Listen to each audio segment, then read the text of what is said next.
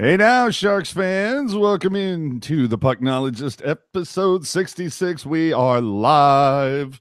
And in fact, we're coming to you from the beautiful red carpet.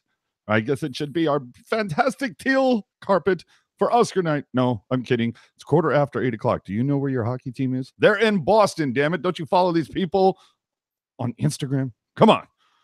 So, I am your host, AJ Strong. Oh, thank you. Welcome to Oscar Day here at. No, I'm kidding. We're not going to talk about any of that crap. Sorry, not happening. Hold on. I thought we fired Oscar. Hey now. So I am AJ Strong, and with me, of course, Rocket Backhander. Hello, everyone. And Hockey Jerk. I have a bag of candy with me, and it is for Laurel's enjoyment only. Oh, dear Lord. Hey, now, remember to subscribe to the cast on SoundCloud or whatever podcast platform you prefer. If you're on iTunes, hook us up there. Subscribe to our YouTube channel and check out Teal Town After Dark, which goes live after every single Sharks game on the YouTube. And as always, hit us up on Twitter and Instagram at Teal Town USA. So, if you please, as they say in hockey, let's do that hockey. That's right. Let's do that hockey, that week in Sharks hockey. Over the last 5, the Sharks have gone 3-1-1, a whopping 4 regulation losses in 22 games for 2019. Currently 37-18-8 for 82 points, 1 point behind Calgary, but Calgary has 2 games in hand. However, the Sharks are 13 ahead of Vegas and remain second in the conference. However, I know Calgary is in the middle of playing right now. I'm sure Jerk probably has that score hidden away, tucked away somewhere. The game is actually over, but I did watch it. And who was victorious? The Calgary Flames won 2-1 with a very last-minute goal. Oh, son of a bitch. Okay, so there it goes, people. So that means the Sharks are now 3 points behind Calgary. I feel like we've done this before. So let's get into that week of hockey. We had 4 games. We had a 5-4 overtime loss versus Boston, a 4-0 shutout in Pittsburgh. Always fun to shut those guys out. Then the boys get shut out 4-0 at Columbus. And then, of course, today, 5-3 victory over Detroit. Let's start in Boston. Jumbo gets a hat trick like the first one he's had in a millennia. Somehow the officials forgot the rules or went blind, not only letting in the game-tying goal off a high stick, but not putting the net back on its mooring during overtime. And this one, Donskoy also got demoted to the 4th line, and Couture would score a shorthanded penalty shot, which you don't see very goddamn often. Now, here's the funny part before we get into this, Rocket. Coming from the station from in Boston, CBS, the Bruins... the headline for this: Bruins benefit from comical missed high stick call on Chris Wagner's tying goal versus Sharks. And the perfect quote from this article said, Sharks captain Joe Pavelski immediately signaled to the official for a high stick because Joe Pavelski has eyes. Comical. Yes, it was a bad call, of course. I do not believe that it, quote unquote, cost the Sharks anything, because the Sharks had multiple chances to score and didn't produce anything. And it was their fault that they left that to be the deciding moment of the game. And I think if you ask anyone on the team, they'd give you kind of that same answer, even though they agreed that it was a BS call. They would not blame the officials for that loss. Just the blown call. I don't know about that. Yeah, no. Just because Jerk, Peter DeBoer said he did get a call the next day from the NHL. Clearly, it wasn't to ask how he was doing or anything like that. Yeah, I don't know. I mean, it's kind of, I don't know. I mean, I understand where the NHL is trying to come from when, you make the call, hey, we effed up, we're sorry, but it's like, that doesn't help. You know what I mean? Like DeBoer even said, sorry doesn't give us 2 points in the standings. And he's right. And Rocket's analysis, which I 1000% agree with, is right too. Like if you're a team, we're a team, Ottawa. Anytime a team blames, there it is. Anytime a team blames why they lost on a single moment that didn't actually affect the true outcome of the game, chances are that's a team that probably shouldn't be winning games. And I don't think any of the Sharks would have told you that that high stick goal, hurt their feelings or made them lose or whatever. It's especially with hockey, how fast it is. It's one of those things you just got to let it go and move on with life. Yeah. And I'll be the first one to admit I held on to that one for a little while. I was, and you know what? It wasn't so much for the high stick. For me, it was the fact that the net comes off the mooring, the play goes the other way. The official is 8 feet from there, can easily skate over while play is happening in the opposite end. Go ahead, pop that sucker right back on there, and no harm, no foul, play on, but instead just lets it sit there, does nothing about it. And then as soon as play comes back the other way, oh, okay, now we're going to blow a whistle. And it's like, really, guys? See, and to me, that bugged me more because you see all the time in hockey, referees miss things. They don't see something. It's a fast game. You can't get mad at somebody for missing something they didn't see, but you can get mad at somebody for staring at something that's wrong and not fixing it, even though it's their job. That's all I'm saying. Yeah. Mm-hmm. That's all I'm saying. Yes. Yeah. I was just going to say there's so many things that I've stared at that I've wanted to correct, but I digress. So the Sharks would then take their talents to Pittsburgh versus the Penguins and come out of there with a 4-0 victory. Oh, this one, 5-on-5 scoring, be damned. Hurdle scores twice on the power play. Kane gets a shorty, and Burns also gets one on the power play as the Sharks absolutely fleece backup goalie Casey DeSmith. Oh my Lord, this poor guy. I'll give credit to the Sharks at this point because we remember that whenever the Sharks faced like a backup or a guy getting his very first start or whatever, it's like, okay, here comes the Vezina performance we all knew was coming. But this season, not so much with that. The Sharks have kind of had their way with backups this season. But the best part of this game, of course, was the return of Micheal Haley. No, I'm kidding. In the third, Kane said he snuck a peek at the Penguins whiteboard to see what they were going to run, which then, of course, led to 6 players also and Mike Sullivan, the coach, all getting ejected, tossed, whatever you want to call it.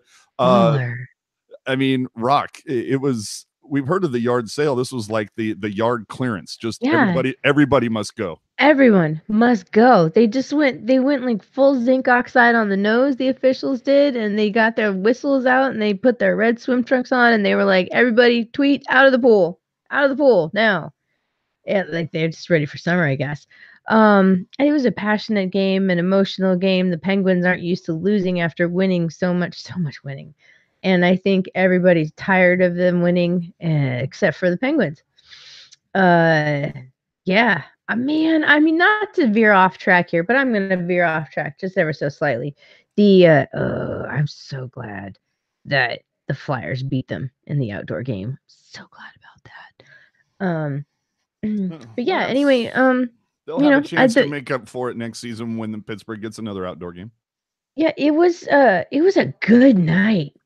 And you see that when you have a tandem effort from not only your goaltender who makes the saves that they should save, but when your defense works in front of you and even your forwards chip in, make your defensive effort. It is team. So thoughts on the hit by Kessel and EK65. Phil Kessel is a champion. He's a hot dog eating Stanley Cup Boyston champion. It was a hit. I don't think there was any intention behind it. It was a hit. Speaking of hits, Jerk, I don't know about you if you saw this, but kind of funny that at one point in this, during the whole debacle where everybody got tossed, I don't know if you noticed, but Brendan Dillon took a couple shots from Sidney Crosby once Dillon had been like subdued and had his arms locked up by somebody else, and all of a sudden Crosby's taking free shots. It's kind of like, this is why a lot of people hate you, Sid. Yeah, but I mean, I don't know. I'm not really doing myself any favors here, right? But it's not just Sidney Crosby that you see do that kind of stuff. Now, For me, I am Team Chaos. Shout out to Jeff Merrick.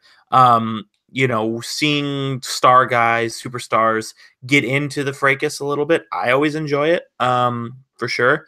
But I mean, again, to Rocket's point about Kessel slashing EK65, it was a thing that happened, but the game was pretty much out of hand at that point. I think Dylan was more than willing to take his licks for, given what the score was. I do want to say, though, just a little interesting factoid, and I think you'll appreciate this, AJ. Since the Cup final in 2016, when the Penguins sent Patrick Hornquist to kill Thomas Hertl, he's got, doing some quick math here, he has 8 goals in, I believe, 8 goals in 8 games against the Penguins since they tried to kill him. Me likey. So yeah, don't try and kill our people. Yeah, I actually don't come for us. I thought it would have been really funny if like Haley just would have, because Haley was able to come in after that and kind of get some shots in on Crosby. It would have been really funny if Haley just totally messed Crosby up, and Crosby's out for like, I don't know, like 10 days, 2 weeks, whatever. And Haley's, we're going to suspend Haley for like the rest of the season for that. And it was just like, yeah, so I would have been more than fine with that. That would have been fun. All hail Haley is all I'm saying. So after the game at Pittsburgh, the Sharks roll over to Columbus. And when I say roll over, I mean that in a multitude of ways, because the Sharks rolled over in this one, essentially sleepwalking through the game. EK65 appears to injure the groin yet again halfway through this one. Just too many Sharks got pyloned in this one. Nobody was woke, shall we say. Sorensen would take one to the grill, pick up some stitches. He would miss the next game. We don't know how many more after that. And this whole thing, it was just all bad in their 4th shutout of the season after taking shutouts versus the Islanders, St. Louis, and the Golden Knights earlier this season. So, Rocket, this is one I'm not sure if it was Couture or DeBoer, but somebody basically said, these happen every once in a while. You flush it and you move on. Yeah, and that's exactly what you do. You flush it and you move on. But before you flush it, you make sure you get one of those personal wipes out and make sure the biodegradable ones. Well, and really get in there and clean everything up and then burn the tape and then flush it. And if you are going to flush it, make sure you spray afterwards. Yes. My God, I feel like we veered off yet again. And light a match. That's essentially what they need to do at this game. Yeah, they happen, man. And they did not look like a team at all. They looked like they were just struggling to feel each other, man, on any kind of level. 13 minutes and we're already so off the rails. Okay. Good times. I'm still talking about the Lumbus game. We ain't off no rails. It's why people listen. No, I'm like waiting like 5 seconds later. Rocket breaks out like a match and, Okay. Anyway, we'll move on. The Sharks then head to Motown, pick up a 5-3 victory happening earlier today when our, we are broadcasting. Yeah. So Sorensen, of course, and EK65 both out for this one. Radil and Heed would slot in. Aaron Dell gets the start, and the Sharks continue to sleepwalk from Columbus through the first period. Despite getting the first goal from Tim Heed, the period would end with the Sharks getting 5 shots on goal to Detroit's 15, and then the Sharks would wake up miraculously on defense because they kept the Wings off the shot clock for 25-34. As the Sharks would outshoot the Wings 30-4 in the final 2 frames. Keeping the team off the shot clock for almost half the game is pretty badass. I don't know if Haley only playing 4 minutes in the first and then stapled his ass to the bench for the remainder of the game had anything to do with it. Probably had to do with something of Pavelski getting a natural hat trick in this one after being down 3-1. The fun part of this, of course, is former Shark prospect Harry Sateri was the backup in this one for Detroit. And, of course, had they started him, Detroit would have won this 7-1. You're not wrong. You are 100% not wrong on this. This Detroit game was also one where Kevin LeBanc did not go to the penalty box, and yet the Sharks won. This is why I think they got Micheal Haley so they could stop making Kevin LeBanc get bench minors. I think somehow it fixes the feng shui on the ice so that the hockey gods are appeased somehow. It makes sense to me. Yeah, I would go with that. Jerk. I mean, we'll get to your take into a second, but at some point, I don't know when, but how funny and yet cool would it be if whatever team the Sharks are facing, if they got called for too many men and LeBanc by force of habit just started skating towards the box. He just started the bench minors for everybody. It's just like he just hears like too many men. He's like, God damn it, here we go. Yeah, it's like I don't know what the term is off the top of my head, but like or maybe it's just like word association and I'm trying to overanalyze it, but like where like LeBanc is just twirling out there like, all right, cool, yep, game, we're playing, and referee's like bench minor, and LeBanc like perks his head up, he's like, oh, to the bench, like his pupils like dilate, and he's like, oh, gotta go to the box now. Yeah, to the bank mobile. It's a Pavlovian effort from him.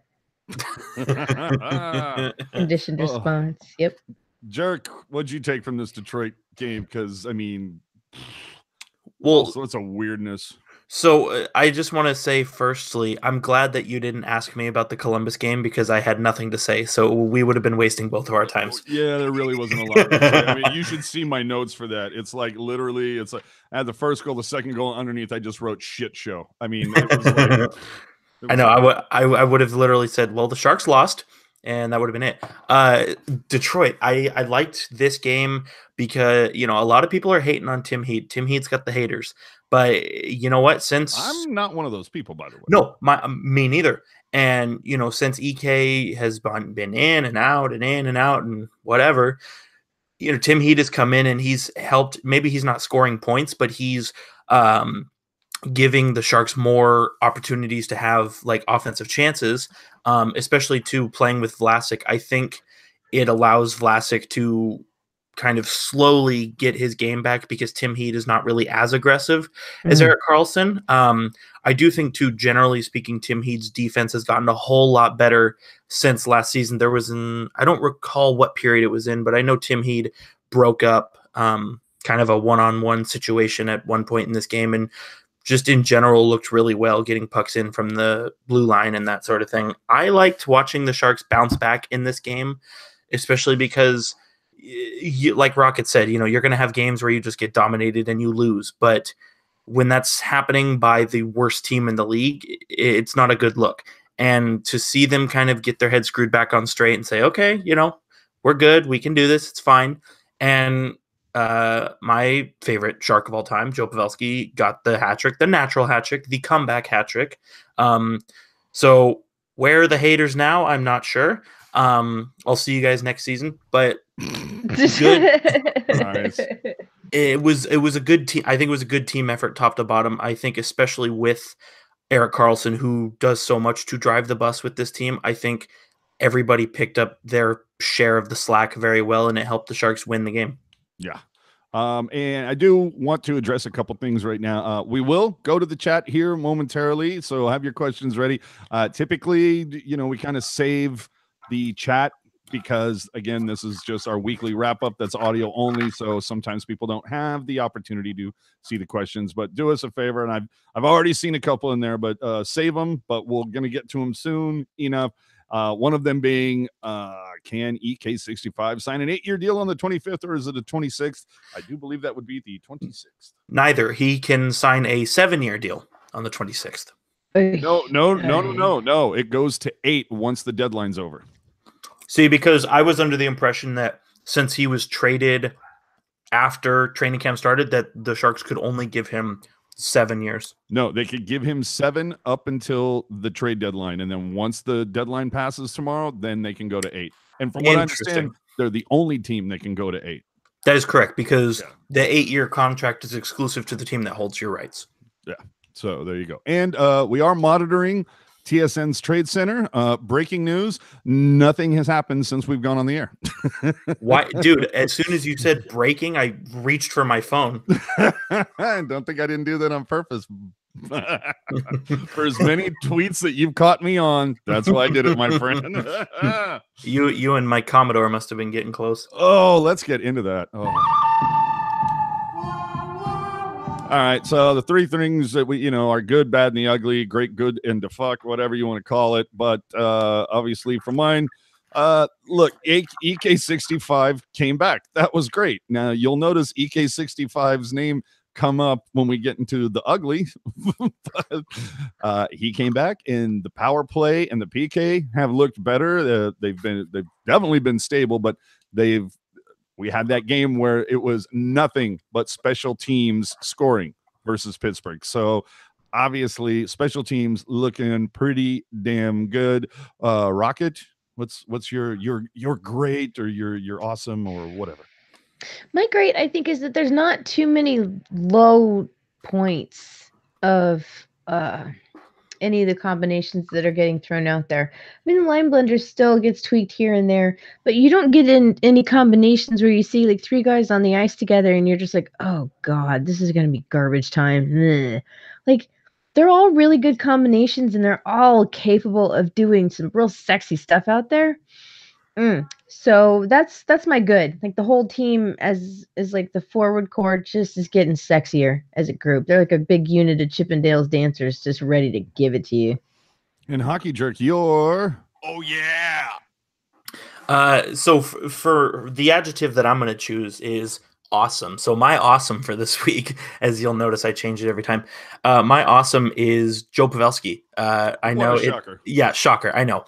But when you go back to what he's done in the first half of the season and scoring goals, like a madman, and it's like, okay, is that sustainable in the second half? He's old, he's slow, blah, blah, blah, this, that, and the other. But in the month of February, he's played 11 games and he's got 8 goals. Now, granted, 3 of those were today in the hat trick against Detroit, but still, it's an impressive clip to be on when you consider his age, how many games he's played this season, obviously, and the demanding amount of minutes he's played, but it's the consistency that I look at. He started the year as a really hot goal scorer, and it appears that he's going to end the year as a really hot goal scorer. And let's call a spade, Joe Pavelski was kind of the guy who everybody viewed as being the quote-unquote odd man out, or the guy on his way out. So if you and he just came along and said, hold my beer. Exactly. So if you look at it like that, the guy who was supposed to be not a factor drives the bus here. And again, I'm going to say it. Doesn't he drive a tractor? I think it might be a golf cart. My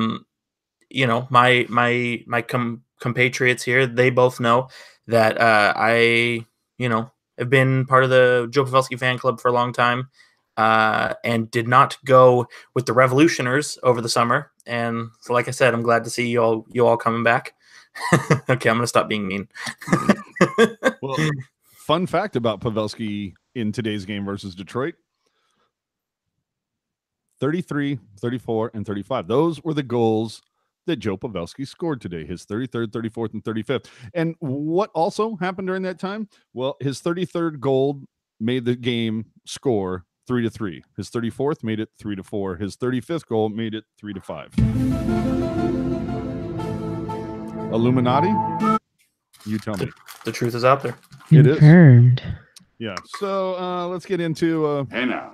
And my hey now, I would like to see a little bit more consistency. I just don't understand how you have this fantastic game against the Penguins. I mean, is that what it was? Is you just like shot your load and had nothing for Columbus, despite the fact, just take it easy. Despite the fact that Columbus had played in Ottawa the night before, you had the day off. You'd been in Columbus waiting for it. And to me, there's just no excuse for that output. If you wanted it to be an excuse where it's kind of like, well, we played the day before and blah, blah, blah. Okay, maybe that holds a little bit of water, but the fact of the matter is that the Columbus played like late Now, remember, this was a noon start Pacific, or I'm sorry, 2 p.m. start Pacific, but they had played in Ottawa, at whatever, 4 o'clock, 7 o'clock local, whatever. Fact of the matter is they played the night before and had to travel. Then it's an early game the next day. For the Sharks to come out like that, it's just kind of like, man, let's see some consistency. Rocket? Hey now. Yeah, I would go to just say everything exactly that. Well, kind of, yeah, well, say something. Okay. My kind of bad this week is definitely going to be in the defensive core. I think that they have to switch back and forth too much depending on who's in the lineup. Like they have to switch what kind of style they're going to use against the opponent, and I think that sometimes it interferes with how well they can actually be effective against the other team. That's all. So I think they need to pick something, solidify it, and keep going in that direction. And if somebody doesn't fit within the system, maybe they're just not a good fit here. That's all. Maybe. That's all. That's all I'm saying. Jerk, you're kind of middle of the road there. So, my good, my nice, my hey, that's pretty cool. Hey now. This one, I don't know. It's only because it's in the forefront of my mind right now, but the Teal Town USA account tweeting a GIF of Red Wings players looking at the iPad, and it says looking to see if they're being traded. I found that to be probably way funnier than it actually was. And you know what? You are welcome for that. Yeah, so I was gonna say that's my my hey, nice work for the week. I thought they were gonna take Howard with them, to be honest. Though I only say that because I feel like this week for the Sharks, it's either been really good or not so good. There's not really been a whole lot of middle for me. Yeah, that's true. Yeah, exactly. And then of course we end with the Really? And it's kind of like EK65 out again. Really? I mean, come on, man. That and it would have been nice to see some sort of I don't know, public shaming, flogging, whatever of the officials from the Boston game. And when I say that, I just mean for the one who couldn't skate his lazy ass over and put the net back on the wall. That's all. Rock. Really? Oh man, I don't want to say it, but I'm gonna say it. Yeah, man, freaking testy groin. You can't the thing about it that is so confusing to me is the first night they put him out there, he was out for over 20 minutes. I think it was 25 minutes on his first night back, and they're like, yeah, he'll be fine. And now all of a sudden he broke again. And I think I said that this was going to happen earlier. So I want to say it's just a failed experiment. I get it. It's nobody's fault, and the guy's an amazing player. But for this team and this system, I just don't think that there's time. That's all. The end. And next. Now we hear from our narrator after what Rocket has said. And now we go to AJ, who is furiously and quickly picking up the Twitter account EK65's testy groin. We move on. Oh, wow. Jerk. Really? Really. Okay. This is not a recording. Jonas Donskoy, why are you still on this team? Oh. Wow. The day has come. The time is nigh. Part of the best line on the team in 2019, and he hasn't had a goal in 16 games. Not buying it. Number 2, totally flubbed one today too. Number 2, when you're in the corners, good God, man, don't get pushed off the puck. Number 3, you're pulling moves at the blue line and you're putting your team offside. Why don't you just stop? Okay. Honestly, and you know what? I'm watching his game, and there are folks who agree with what I'm saying. Both, people, my fans and my haters agree alike that that Jonas Donskoy there's just things that he's doing where it's just, AJ, play the sound effect. Really? Oh, sorry. Really? It's okay. We'll clean it up in post. I just don't know what he's doing. Honestly, I really don't know. This is something that I'd kind of be interested to see PDB do something about. We all know that Joe Thornton makes everyone around him better, whether it was Nils Ekman, Jonathan Chichu, whoever. The guy makes people around him better. Karlsson. Yeah, Melker Karlsson. So why not give Donskoy some time between, Thornton, Sorensen, Donskoy, move LeBanc up with Hertl and Kane. I think that could be interesting on both ends of that, especially if Thornton is able to help Donskoy. Maybe it's a case of, that pass today from Kane, it was very close to the, it wasn't dead center of the stick. It was on the heel, so that's why Donskoy couldn't get it off. But Thornton, is going to put it just smack dab in the middle of that stick. So maybe that's what Donskoy needs to get his confidence going. I don't know. All I know is Donskoy. I will remember you. I will remember you. I got a better one from our friend Mike Commodore. Donskoy, pack your shit. Oh my God, dude! Mike Commodore may end up getting one of my star of the week just because evidently if you go to his Twitter feed right now, he has like every remaining free agent all going to the Sharks right now. No, no, I know, I'm kidding. But let's move on to the 3 stars of what we call. Oh, good for you. Oh, that might have come in a little hot. Sorry about that for you listening on headphones. Rocket, your star of the week. My star of the week is Micheal freaking Haley. Welcome back, bud. He brings the magic to the dressing room, to the locker room, to the practice area, to the meeting room. Like he brings a presence and just an energy that they need. And also he's defensively responsible. So there's that too. Next. As evidenced by his 4 minutes of ice time today. 4 minutes they didn't have to worry about. And 6 seconds. And 6 seconds. And 6 seconds. Yeah. That can mean the difference between. Okay, we'll move on. Jerk, your star for the week.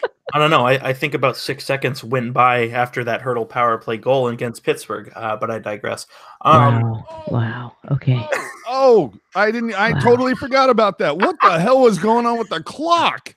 I get that. How does what's his name? I forget who took a penalty, 56 seconds, and then somehow Hertl Johnson trips Donskoy at 56 seconds. Hertl, like there's a face-off, the puck touches 4 different sticks, and then like 12 seconds later, Hertl scores, but if you look at the official scorekeeping thing, it says 56 seconds, Donskoy trip, 57 seconds, Hertl scores on the power play. Wait, what? But anyway, wow. I'm sorry to get into that. Time travel. Yes. Yeah. Are we sure that that Jack Johnson tripped Donskoy, or did he just blow air towards his general direction? But anyways, damn, dude, okay. How many? We have one for that. We have that.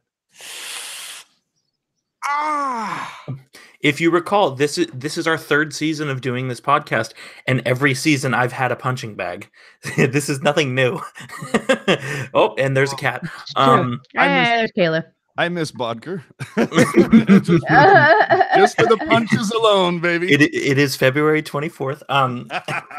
No, Thomas Hertl, as I alluded to earlier, he has been cutting the Penguins to ribbons lately, but in general, he's been cutting a lot of teams to ribbons lately. And the talk of the town for the last few years, pretty much ever since his knee injuries, plural, has always been, can he do it without Joe Thornton? Can he do it without Logan Couture? Yeah, he can. And he's doing it while playing center, which he allegedly sucks at. I just think with Hertl, it's one of those things you had to be patient with his injuries and getting comfortable with how big his body is, playing center, blah, blah, blah, all that stuff. He is probably, I don't want to say most improved because obviously we knew he's good, but I think like Hertl has probably been the best bang for your buck guy this season. I mean, if memory serves correctly, he's on pace to be point a game or around point a game for this season. And he's got a salary of just a skosh under $5 million for 3 years after this year. I mean, you can't complain. Oh, dude, and I'm so pissed that contract wasn't for longer. See, and I remember seeing that contract and thinking, interesting. They gave him that much money despite people who've scored more than him took less. I was like very confused by it, but then here he comes and I'm like, ooh, yeah, give him every penny and a little more. Yeah. And talking about Bodker, funnily enough, he didn't play tonight. And now here's the thing. Now, typically when a player doesn't play and, you're within 24 hours of the trade deadline expiring, typically when a guy is held out, it's because that he's on the block and you don't want to risk injury or anything like that. I think this is different in Ottawa's case. I think they held Bodker out because they didn't want to remind anybody how bad he sucks. Hey. Thanks, Laurel. Trade flu. No, see, what I think because if you recall, Ottawa doesn't have their first round pick, which means, depending on how bad or how well Colorado's, right? Correct. Depending on how bad or how well they do will determine where Colorado chooses in this coming draft. So my theory is that Ottawa scratched Bodker because they wanted to win games so that Colorado had a lower pick. Okay. Wow. That makes sense. That does. Okay. So my star of the week goes to I could sit here and say, well, dear Lord, Thornton has a first hat trick in forever, 3 goals, 3 assists in 5 games. But no. My star for the week, of course, is going to the Sharks broadcast team of Jamie Baker and Randy Hahn, simply for what happened today. After this road trip, the Sharks, most of their home games are at home. And that's probably a good thing that most of your home games do occur at home. Last I checked. Yeah, last I checked, I think that's a good thing. But not to be outdone, Randy Hahn in the next period having this one. A lot of those home games the Sharks have coming up will definitely be at home. So, yeah, that's oh, I love that. And we had some fun on Twitter with that point. And God love Bakes for, not taking it personally whatsoever, having fun with it. Everybody, botches one on the air. It happens with everybody. The best of them have blooper reels. But the fact that they all had a good time with it, Randy Hahn, having a callback in the next period, just goes to show you how much fun these guys have. You can't take it all too seriously. So either way, those guys get my star. And if you got a star this week. Oh, good for you. Oh, boy. I can already hear the hate tweets coming in going, dude, you need to bring down that sounder just a scotch. Vince G in the chat says, we heard you like home games. So we put home games in your home games so you can play at home while you play at home. It could happen. But I will say the best part, you talk about a great retort to a question, is somebody asked Baker on Twitter, well, when isn't a home game at home? And his response was Levi Stadium. Huh. That's Boom. fair. That's Boom. fair. So if I had if I didn't like my microphone, I would pick it up and drop it. There you go. Aww. Let's move on. Shark bites, and of course, we start off with the Sharks claim Micheal Haley off waivers. Twitter asks why. Jerk, you want to answer that one first? Jesus. No, you can just go with AJ. That's okay. No, it's okay. I don't think Jesus is going to help us here.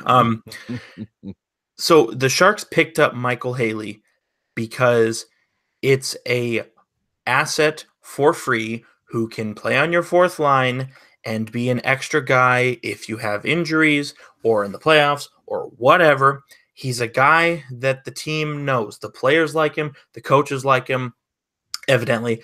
And now I've been very vocal. I think the whole warm and fuzzy, this guy, hits for us. I've been quoted as saying that those kinds of things are a little bit of BS, we'll say.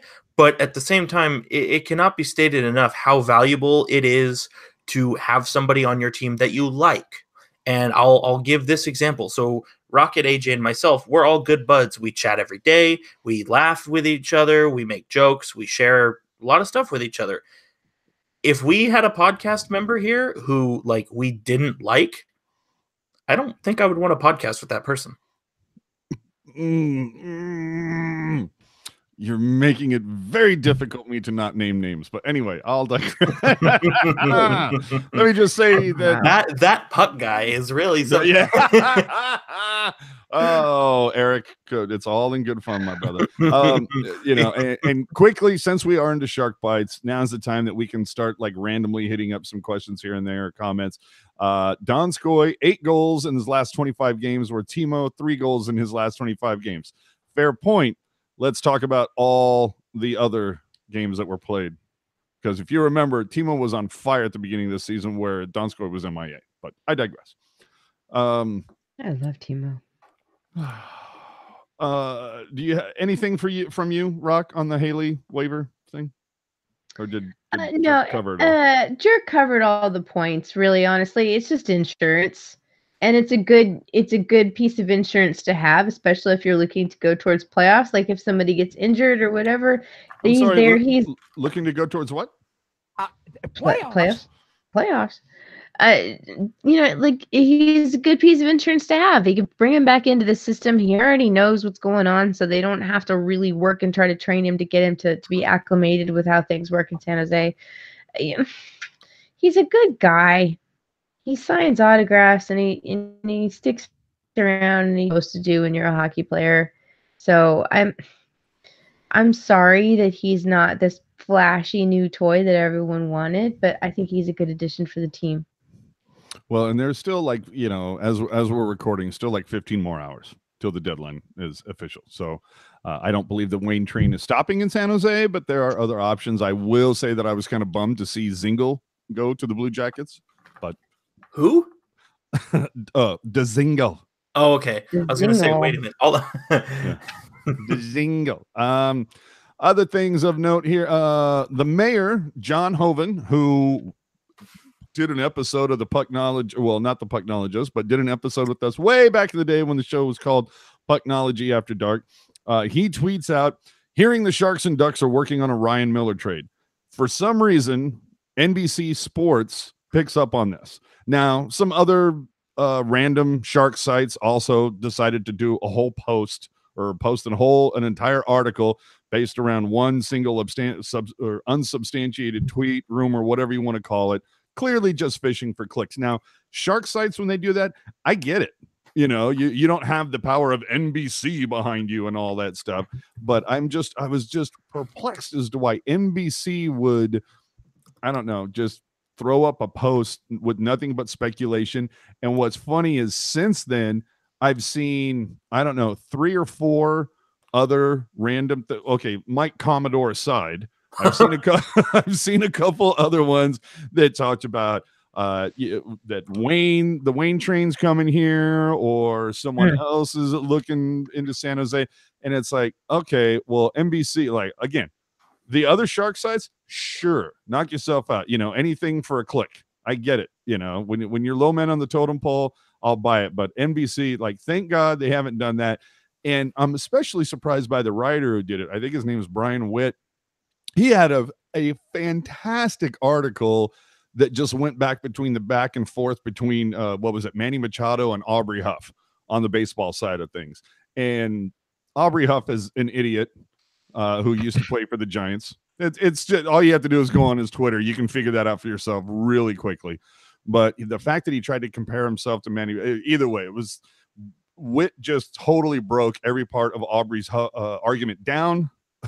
It was fantastic. So I was a little surprised to see him do this. But again, we live in a world now that you have to just try to drive traffic and eyes to your site. So, okay, fine. I'll give you that. But and let me just say finally on this, John Hoven, very nice guy, was nice enough to come on our show.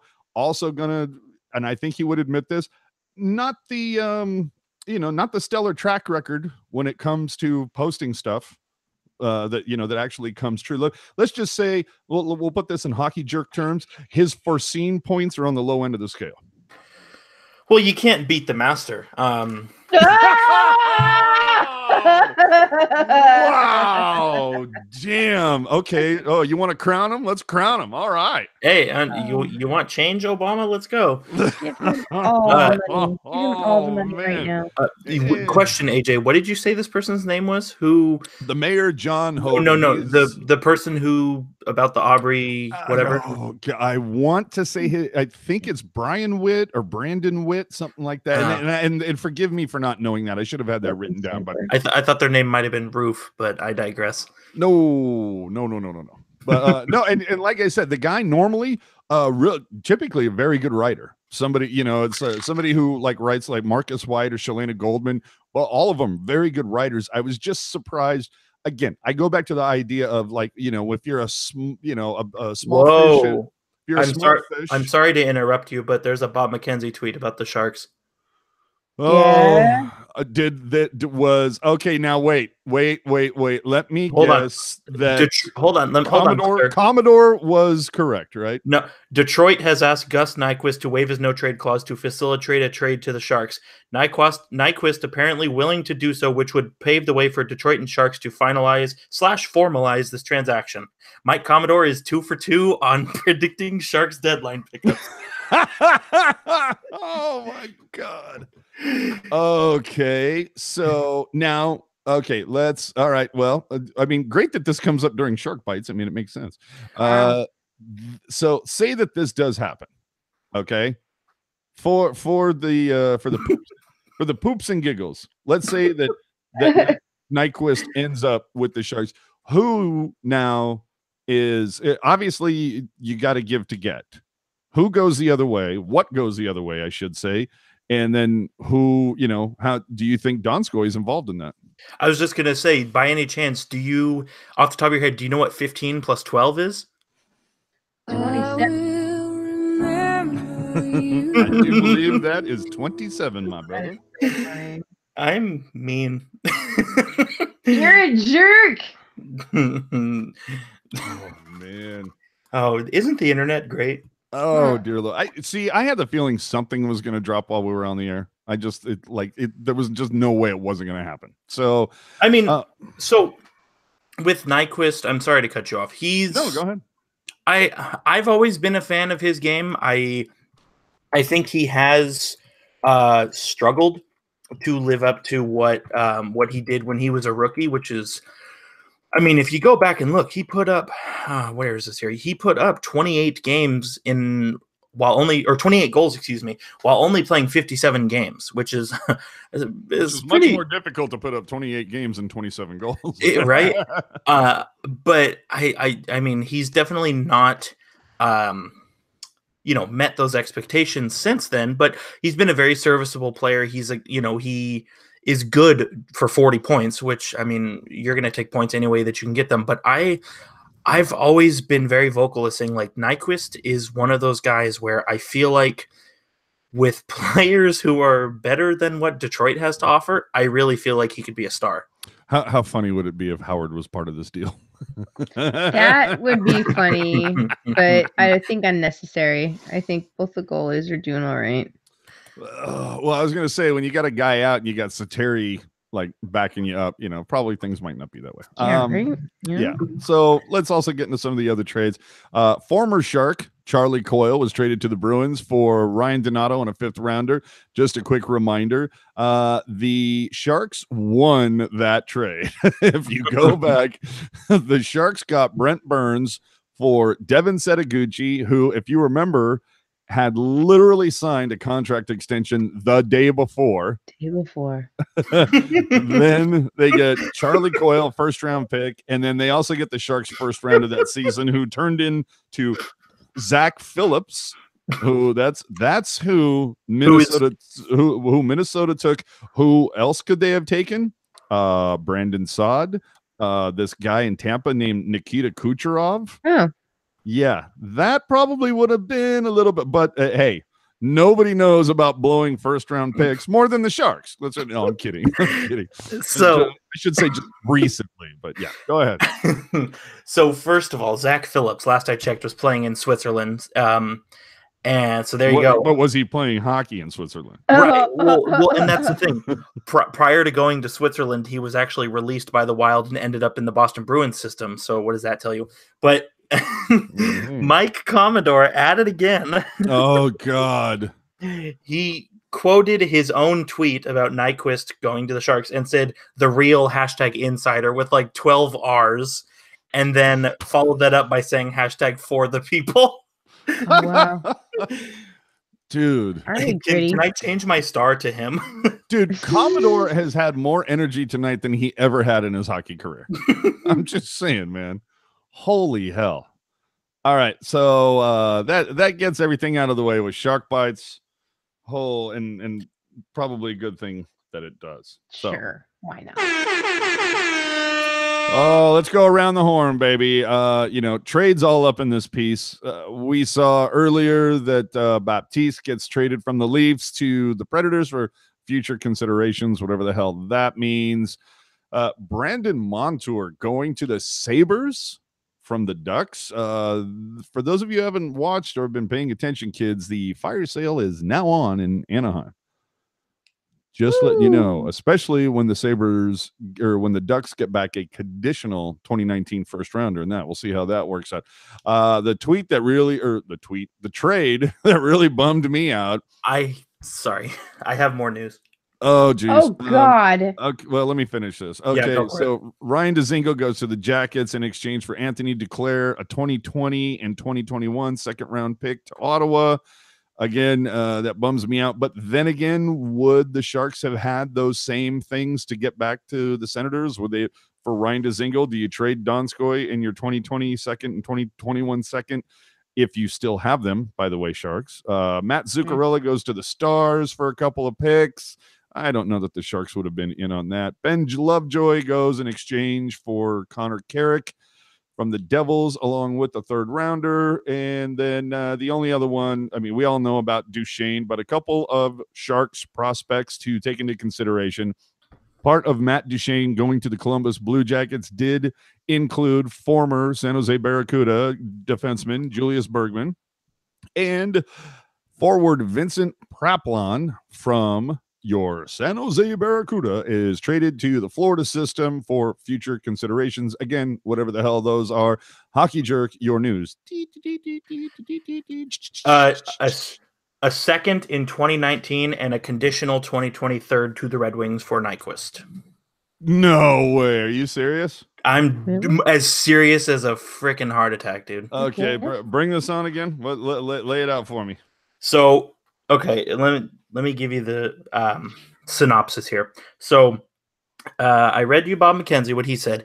Pierre LeBrun said trade call hasn't happened yet, but I'm told 2 draft picks. And then Darren Jagger said a second in 2019 and a conditional third in 2020. My guess is it has to do with winning the Stanley Cup or re-signing Nyquist, something in that neighborhood.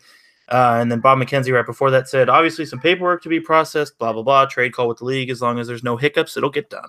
And it's now done, apparently. That's a steal if this guy's any good. Thank you, Rocket Backhander. I'm glad somebody is speaking my language here. So now where do you see Nyquist slotting in? With Evander Kane and Thomas Hertl. Yeah, that's kind of what I was thinking too. And that's not even and that's not even me trying to be a dick about Donskoy, because you're just always like that anyway. So it's not, you don't have to try to be there. But now you can keep the lines that have been doing well intact, and you can throw Jonas Donskoy on the 4th line, and your 4th line is that much better. That's true. Now here's the thing, though. Here's a consideration. Now you have the option. Do you keep, like, say, Goodrow, Haley, and Melker on the 4th line, and you make it a heavier team, or I guess I should say more physical, or do you sit there and go, well, hey, now that we've got some more talent, what if it's the bottom line is Gambrell between Donskoy and Melker Karlsson? I think it all depends on who you're playing, because if you remember. Back to the 2016 playoffs when the Sharks were playing the LA Kings, who are heavier and slower, they threw Marlowe as the center of the 3rd line to give each line a little bit of speed and skill. But then when they got to the Pittsburgh Penguins, and to a lesser extent the Nashville Predators, they threw Marlowe with Logan Couture to give a little bit of a more scoring punch. Yeah. How funny would it be if there was like you see the boys coming off the plane in Boston? There just happens to be like one guy in a zippered hoodie and sunglasses coming off the plane at like 10 o'clock at night. I wouldn't be and it surprised happens to be a red hoodie. I wouldn't be surprised if Nyquist got on the plane with him after the game. He probably went If to. he was listening to Mike Commodore, he should have. Hashtag pack your shit. Guys. Yeah, He probably there's like the whole hold of the plane is like a bunch of teal hockey bags and one red one. and I know we're not I really. told you they're gonna... And I know we have a set time to get to the chat, but Mike Nevis saying Jumbo Joe makes Nyquist a 50 goal scorer. Absolutely correct. Yep. Damn. Okay. Well, okay. Exciting. As they say on the Daily Show, shit just got real. So I look forward to the game in Beantown, boys. Let's see what else we have here. Tweet of the week. Okay, tweet of the week going to @Pan of SCU. I don't know who this cat is, but he had the best tweet ever this week that said, all it said was make better financial decisions. And included with those words was a photo of Ottawa jerseys laid out on his bed, all from players that had been traded like over the last, 14 months. Wow. It was like literally every time this guy got I guarantee you he bought that Duchesne jersey about a week ago. That was in the photo. That poor son of a bitch. Speaking of jerseys, hey, Shane Doan got his jersey retired earlier today, and here is Hockey Jerk to shed a tear. I will remember.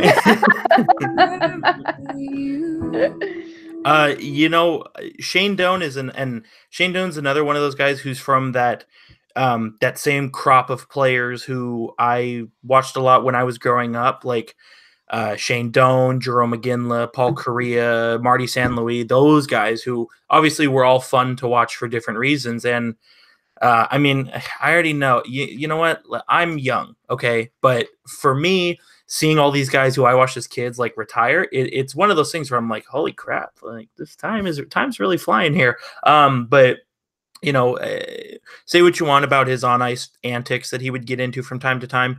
I mean, he literally was the thread that kept everything from unraveling in Arizona a lot of years. And from what I've heard, he's just a hell of a person. So yeah, good for him. Wasn't he even given the option to like, they were willing to like work with somebody like, I don't know, Pittsburgh or so, somebody that was a real cup contender. And they're like, look, you've been here for so long and you've done so much for this organization, coming from Winnipeg and everything. We'd be more than happy to, give you like that Ray Bork deal. And Doan was just kind of like, no, I'm good. I'll stay. Yeah. He did that multiple times where he was like, no, I love Arizona. I'm just going to stay. Yeah. Wasn't there even at one point, like talk about him coming to the Sharks? Yeah. Yeah. So anyway, also speaking of jersey retirements, on March 2nd, Dad gets his jersey retired. Dad, I will be in attendance. I'll be on the ice next to him. But you can best believe that I've already made some calls, put in some emails, sent a carrier pigeon Multiple pins to try and get some swag. So we'll see. I will remember you. Oh, Jerome. You gotta respect anybody who's got you gotta respect anybody who's got Elvis somewhere in their name. Hey now. And I mean, you talk about a season. I mean, Doan's jersey retired, Aginla's jersey retired, both Niedermeyer, Yeah. and who was the other? Was it Solani, right? No, Paul Correa. It was Correa. Okay, so two Ducks retired. It's just, man, the season of jersey retirements. Finally, wow. If you're sorry, one more thing. I'm sorry. Detroit is retaining 30% of Nyquist's salary. Damn, Wilson. Doug! Dude, Doug Holy Wilson playing that. crap. Oh my God, dude. Doug Wilson right now, he's like a guy that like he gets to a room and his Johnson's been there for like 2 minutes. Yeah. Well, Damn, dude. That's what they always I believe it's Brian Burke. Brian Burke literally refers to him as the dentist because no matter how hard you try, he will get you in that chair. Damn. Doug. Dude. Deal in Doug. Dude, and I'll be honest, dude. I'll be one of the first people. There was some time like 2015. Well, I was so pissed off about the 14-15 season where it's like Everybody okay, was. yeah, but you get reverse swept. You lose Danny Boyle. You lose Drew. The only You person, get John Scott. yeah, you get John Scott. So I was all aboard the fire Doug train at that point. And damn, Dougie, oh, damn. Teach me how to Dougie. Oh, dude. Right. That's all I'm saying. Which will be the title of this show. In salute to Mr. Wilson. Holy hell, bro. Wow. I'm excited about that. For lack of or for danger of repeating myself, I can't say enough how much I love this trade. Even if it is a rental, you gave up nothing to get more goals. And I'm actually having a text conversation with former Teal Town analyst Drew Weber, who says the Sharks are second in the league. Why do they need more offense? And I said, why not be first in the league?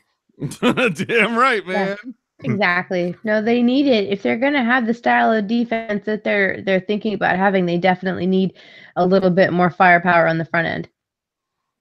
Damn, I think this is smart. This fills a need. That said, my gut does tell me that it is a rental. Boy, I don't know. Well, you know what though? It's so funny because Doug Wilson really, if you look at his history over the last 5 years, he's completely changed course. Like he would never sign a deal longer than 5 years, and now he's signing Burnsy to 8, he's signing Couture to 7, he's signing Vlasic to 7. I mean, he's switched on that. Holy hell. My whole thing is like, well, and it seemed like he'd gotten away from the rental thing, but maybe he's just all in, where he's even kind of like, you know what? I'm out after this season. I'm putting I've put everything into this. I've made this team the best the Sharks have ever been on paper. If they can't get it done this season, then maybe it is time for me to go. I don't know, but holy hell. And if he even decides that, I think I'm done with this and maybe it's time for somebody else to do it after almost 20 years. Yeah, dude, how many other franchises will be banging down his door, dude? Doug Wilson be like, yeah, so I'm going to go sit on the beach with a Mai Tai for like the next 3 years until Seattle gets their shit together, and then I'm going to slide right up all in there. The dentist. Yeah. Oh, damn. I can't even believe this. Okay. Anyway, and that is why we have to tell our affiliates we ran long tonight. The only other thing here is if you're a fan of Pierre Maguire, well, then head over there, because we ain't talking like to you people. We're talking to me people. Pierre Maguire got way too goddamn lucky in Columbus this week. And if you don't believe me, go look on Twitter. A puck went whizzing by the front of his schnoz and missed it by about 3 millimeters. And that was 4 millimeters too far as I'm concerned. Like just once, I want to see him like right in the middle of, if you saw that play by Sidney, I don't wish any harm to Pierre. I don't. I just wish he would leave broadcasting. He will eventually. You just have to be patient and wait. Yeah, I know. But it would have been nice to do its thing. Would have been nice to see him like have to miss a couple of weeks. Anyway, let's preview the next games here, kids. The Sharks play at Boston. This is the revenge game. Maybe an official gets run in this game. None of the Boston players. But anyway, Boston, second in the division right now with 81 points, 8-0-2 over their last 10. Boston is running shit right now. They are trying to get up into that top spot.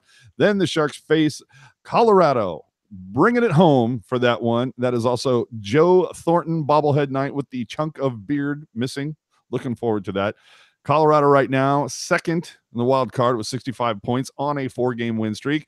And then following that up with a home game versus Chicago, who are 4 points out of the wild card with a losing road record.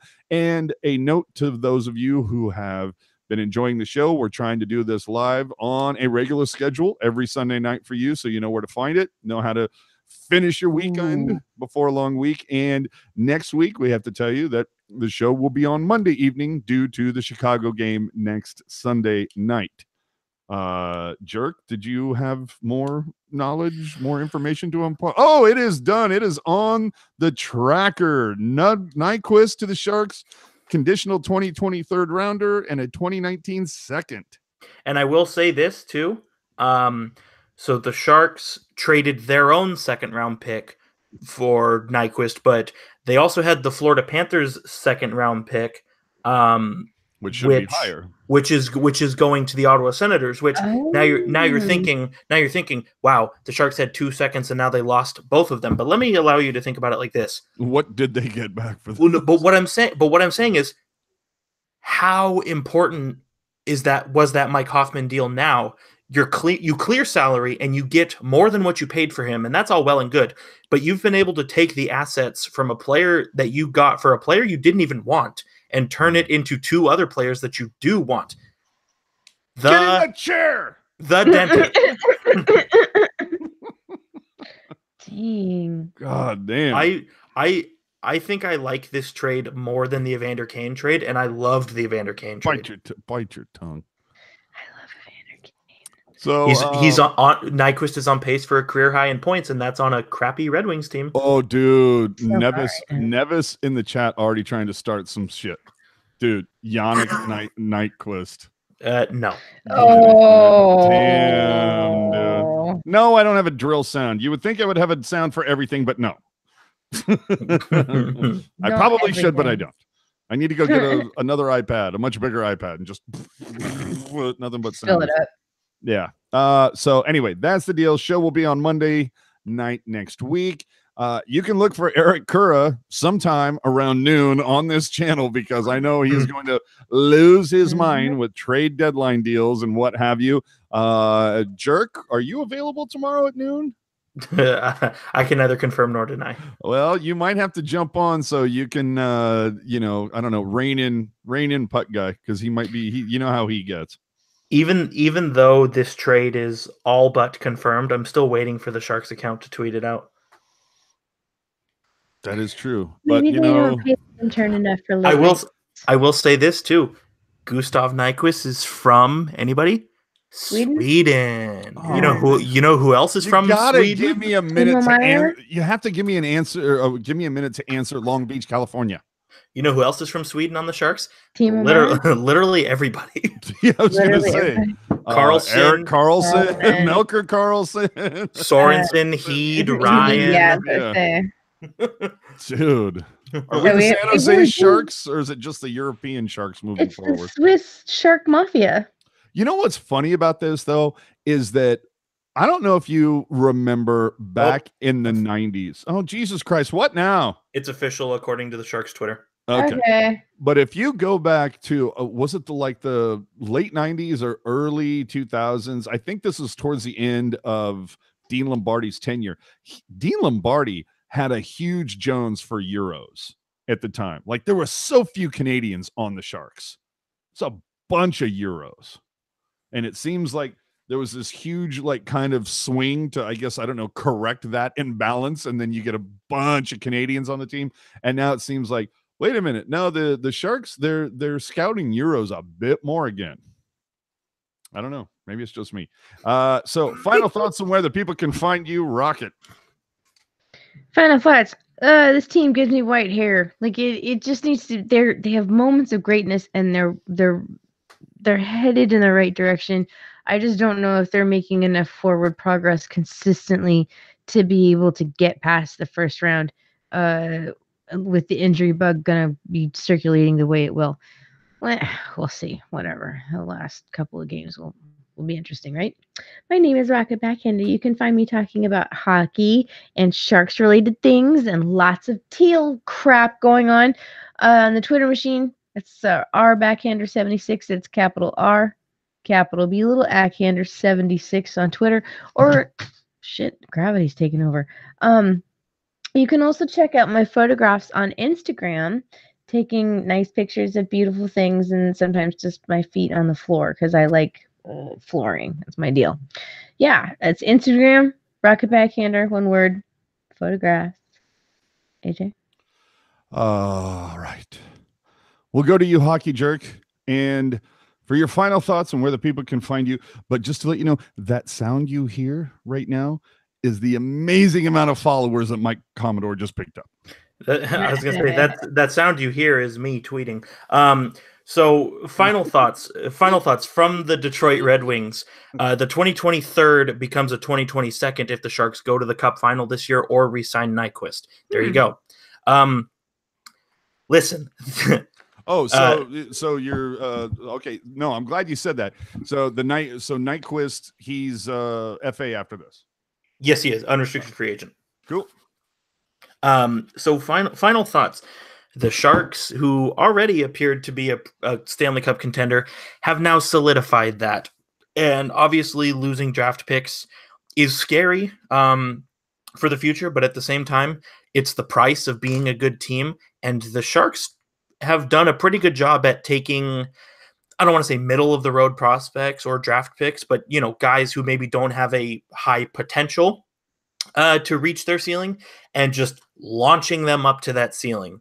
And I think despite giving up as many draft picks as they have the last year and a half, I think the Sharks still have a decent amount of prospects that they can insulate into the lineup next year, 2020, 2021. So I wouldn't really worry about that. I'm sorry, I don't mean to interrupt you. That's one of the things where I'll be pissed off to a certain extent if the Sharks aren't able to re-sign Karlsson only because and it's not like they gave up a whole lot for Karlsson. Couple picks, but who was the CUDA involved in that?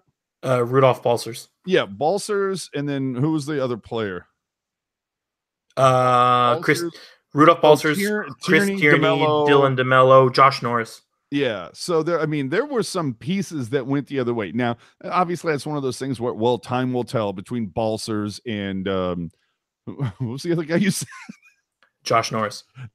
Yeah. So time will tell on those, but that's going to kind of suck if you're not able to sign Karlsson. The only thing that gives me any kind of hope that if for some reason Karlsson does not stay here after this season, I'm really interested to see what this team looks like in a couple of years with Ryan Merkley and Sasha and some of those other guys you were talking about.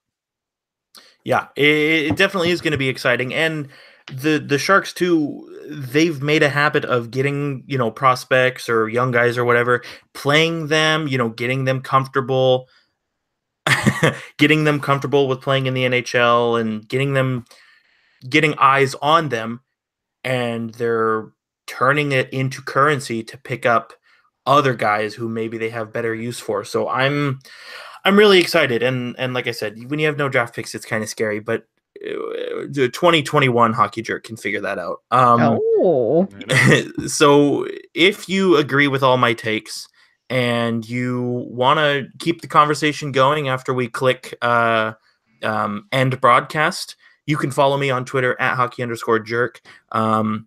Especially trade deadline favorite. It's my favorite time of the year.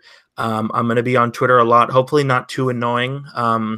If you agree with Hockey Jerk, the follow fee is $5. If you don't, it's $7. That's very true. I'm trying to get to a point where I can be the first one who's tweeting certain things out. So you'll want to go to my Twitter there. If you would like to send me an email, you can jump onto your computer and email me at hockeyjerk10@gmail.com. If you have any trade rumors or conspiracy theories or kitchen recipes, that's your place to go. AJ? I look forward to you changing your handle to the Mayor Hockey Jerk. Hey. I am He'd be more like the comptroller, though, wouldn't he? Oh, I like that better. What did you say? The comptroller.